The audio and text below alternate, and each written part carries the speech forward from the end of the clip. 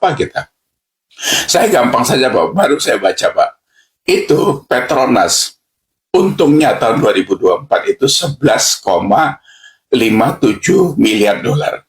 Kita untungnya 3,13 miliar dolar. Jadi Petronas itu untungnya 3,6 kali Pertamina. Jualnya kita 105 miliar liter. Petronas termasuk global bisnis dia, mereka itu 60 miliar liter. Karena cuma separuhnya atau separuh lebih 60% atau 55% dari kita, untungnya 3,6 kali kita. Itu kan udah jelas. Belum lagi kalau kita bicara soal harga. Pertamina ini kan menjual 55% itu pertama dengan RON 92. Itu harganya lebih mahal 65% dari harga Petronas. Karena kita jual 12.500, Petronas jualnya 7.600. Dari situ aja kalau Bapak beresin, itu sudah dapat uang lebih kurang 1.000 triliun. Jadi memang besar. Kemarin Bapak bicara soal tantrimnya komisaris BUMN, memang pusat perkorupsian itu di BUMN, Pak. BUMN itu besar sekali. Kalau di APBN saya pikir ya bocor 20%-an atau 1.000 triliun. Tapi kalau itu dibandingin BUMN dan Pertamina saja satu, itu sudah luar biasa. Nah, jadi sekali lagi Bapak harusnya tidak terlalu teriak-teriak soal apalah ya, pengusaha serakah dan sebagainya itu.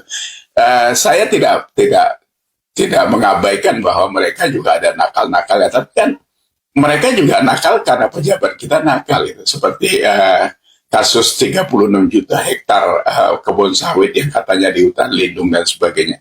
Yang ngasih itu siapa gitu tanahnya itu kan nggak bisa diambil begitu saja.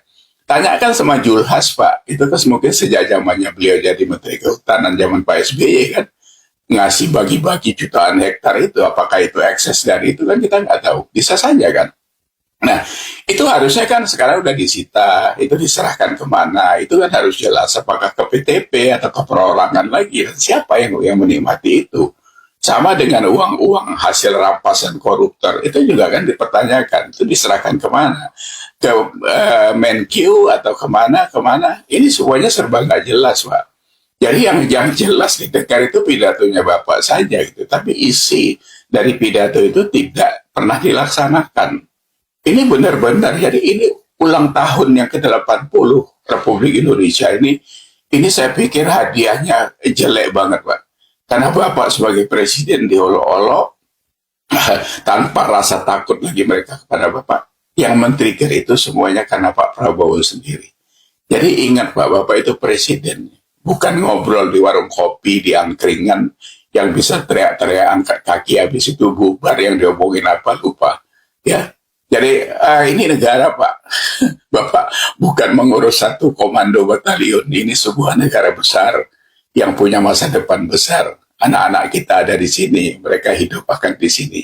Jadi tidak sekedar Bapak memimpin, melampiaskan nafsu menjadi presiden, habis itu lupa bahwa ini sebuah negara. Ya, saya pikir itu dari saya. Jadi selamat ulang tahun untuk Indonesia ke-80. Ya, memang kita masih terseok. Semoga nasib kita ke depan lebih bagus. Itu saja. Mohon maaf Ibu Pertiwi. Mohon maaf kami. Rakyat yang sebenarnya tahu diri tapi pemimpinnya semuanya parah ini ya. Terima kasih Pak Prabowo. Semoga Anda terus bisa berkarya dengan kebenaran yang nyata. Assalamualaikum.